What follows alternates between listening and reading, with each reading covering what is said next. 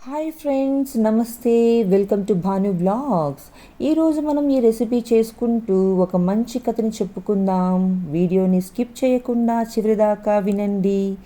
అలాగే ఒక లైక్ చేయండి మర్చిపోకుండా. ఒక ఊరి చివర చెరువు ఉండేది. ఒకసారి ఓ కుక్క ఆ చెరువుకి నీళ్లు తాగడానికి వచ్చి పక్కనే ఉన్న వలలో ఇరుక్కుపోయింది. వలలో నుంచి బయటపడలేక చాలా ఇబ్బంది పడసాగింది. అక్కడికి కాస్త దూరంలో కలుగులో నుంచి ఇదంతా గమనిస్తుంది ఒక ఎలుక. వెంటనే ఎలుక కుక్క దగ్గరికి వెళ్ళి, మిత్రమా, నేను సాయం చేస్తాను అంటూ వలను మొత్తం ముక్కలుగా కొరికేసి కుక్కను విడిపించింది. అడగక ముందే వచ్చి సాయం చేసినందుకు ధన్యవాదాలు అంది కుక్క. మరుసటి రోజు కలుగులో నుంచి బయటికి వచ్చిన ఎలుకకు ఓ గండు పిల్లి కనిపించింది. అమ్మో, పిల్లి అంటూ ఎలుక కలుగులోకి తిరిగి వెళ్ళిపోయింది.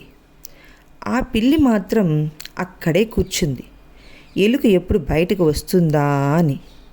ఎలుక కలుగులో నుంచి తొంగి చూస్తూ రోజంతా అందులోనే గడిపేసింది.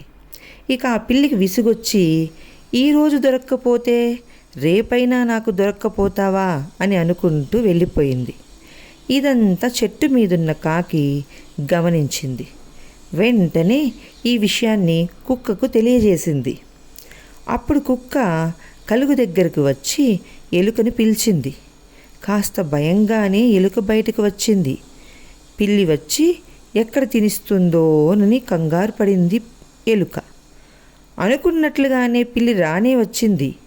దాన్ని చూసిన కుక్క, ఈ ఎలుక నా మిత్రురాలు, తనకేదైనా హాని తలపెట్టాలని చూస్తే అస్సలు ఊరుకోను అని హెచ్చరించింది.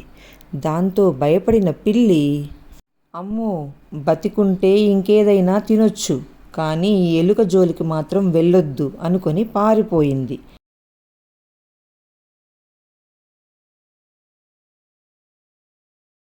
నా ప్రాణాలు కాపాడినందుకు కృతజ్ఞతలు మిత్రమా. నువ్వు లేకపోయి ఉంటే ఎప్పుడో ఒకసారి ఆ పిల్లి నన్ను తినేసేది అంది ఎలుక. నువ్వు ప్రమాదంలో ఉన్నావని కాకి చెబితే వెంటనే వచ్చాను. అప్పుడు అడగకముందే నాకు సాయం చేశావు. ఇప్పుడు కాకి వల్ల నీకు అండగా నిలిచే అవకాశం వచ్చింది. నీకు ఏ ప్రమాదం వచ్చినా నేను ఉన్నానని మాత్రం మర్చిపోకు అంది కుక్క. అలాగేనంటూ బదులిచ్చింది ఎలుక. ఒకరికొకరు సాయం చేసుకుంటేనే బంధాలు బలపడతాయి. ఈ కథల ద్వారా మనకు మంచి చెడు, నీతి నిజాయితీల విలువలు తెలియజేస్తాయి. రోజువారీ దినచర్యలో విసిగెత్తిపోయినప్పుడు, ఊహాశక్తి మందగించి జీవితంలో రసం తగ్గినప్పుడు రెక్కలు కట్టుకొని ఎక్కడికైనా ఎగిరైనా పోగలగాలి, లేదంటే కాగితాలు కట్టుకున్న చందమామనైనా తెచ్చుకోగలగాలి. అంటే ఇక్కడ నేనంటున్నది ఆకాశంలో చందమామ కాదండి, చందమామ అనే కథల పుస్తకం. ఇది మంత్లీ మ్యాగజైన్. నేను చిన్నప్పుడు చందమామ కథల్ని ఎక్కువగా చదివేదాన్ని. అందులోని మారల్ స్టోరీస్ నాకు చాలా స్ఫూర్తినిచ్చేవి. ఇది పిల్లలకు, పెద్దలకు అందరికీ విజ్ఞానాన్ని, వినోదాన్ని అందించేది.